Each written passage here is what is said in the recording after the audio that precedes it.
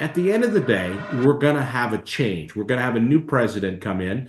And generally speaking, if you look at all the factors, it is a good time to invest in a business. Welcome to the Hire Yourself podcast. Are you stuck in the corporate rat race, worrying about layoffs, and longing to take control of your destiny? This is the place for frustrated executives like you who want to escape the grind, live life on your own terms, and build wealth. Whether you're ready to make a full transition into franchise ownership or want to start building a side business along your corporate job, Pete guides you every step of the way. He'll talk about how to create career and income security, diversify your assets and income, and live life on your own terms. Your path to controlling your own destiny starts now. Welcome to the Hire Yourself podcast. My name is Pete Gilfillan. I am an entrepreneur, a nationally recognized franchise consultant, an entrepreneur, and certainly a proud corporate escapee. My mission is very simple. It is to help senior level executives take control of their destiny, to live life on their terms, and certainly build wealth. That's my mission. That's what I did. I was a senior level executive. I got sick of the corporate world. I decided to become an entrepreneur. So I work with hundreds of senior level executives around the country each year, helping them explore the path of franchise ownership. And during our podcast, I always like to answer a question. And the question I want to answer today is that, we are now about ready to have a new president sworn in. And I was thinking to myself, is it a good time during the first year of a president's term? Is it a good time to invest in a business? And I believe the answer is yes, but let's talk about it. Number one reason why I think in the first year of a president's term is that generally speaking, when presidents come in their first term, they get a lot done. And that can be policy changes, economic stimulus. For example, they may do tax cut. Trump did in his first administration. It could be enhanced policies or reduced regulations, stuff like that. So bottom line is they're going to spend money. They're going to drive things to get their term off to a good start. Another one is that there is now stability. So we've got through all the craziness of the election, all that kind of stuff. And now, historically, the stock market, it's good following an election.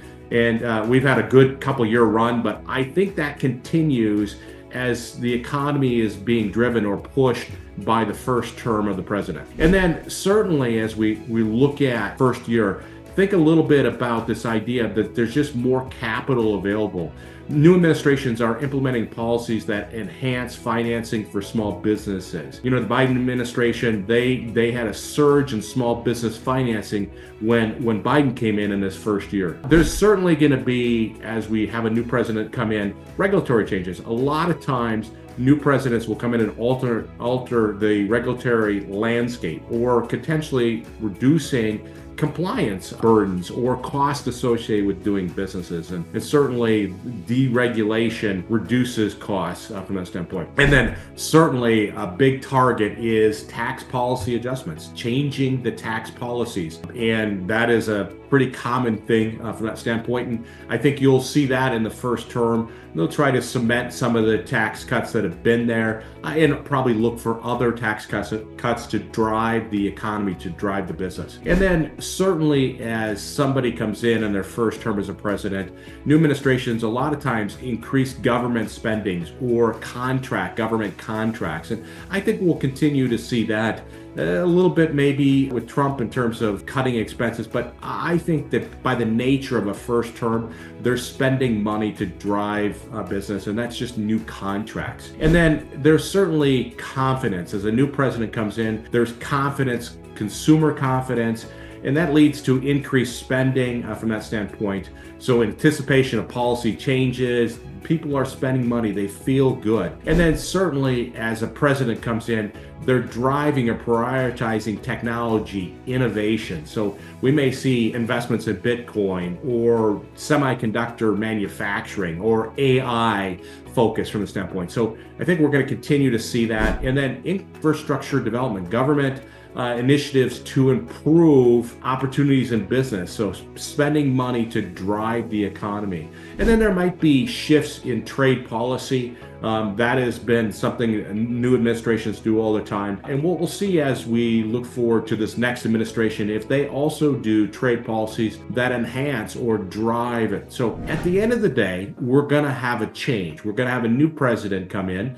And generally speaking, if you look at all the factors, it is a good time to invest in a business. The new administration wants to get off to a good start. There's a lot of money that's spent, and that flows through to customer confidence or consumer confidence. And so bottom line is, as we look at 2025, we look at a new administration, I think it's a great time to invest in a business. So if you're a corporate executive or you're an entrepreneur and you're looking to say, listen, I'm interested in setting up a side business or escaping all the craziness and investing in a franchise and being involved in it full-time, it doesn't make any difference. I work with executives all over the country, simply put, just to help them explore franchising. It may not be for them, but it is a great way to take control of your destiny, to live life in your terms and build wealth. And for that, have a great day.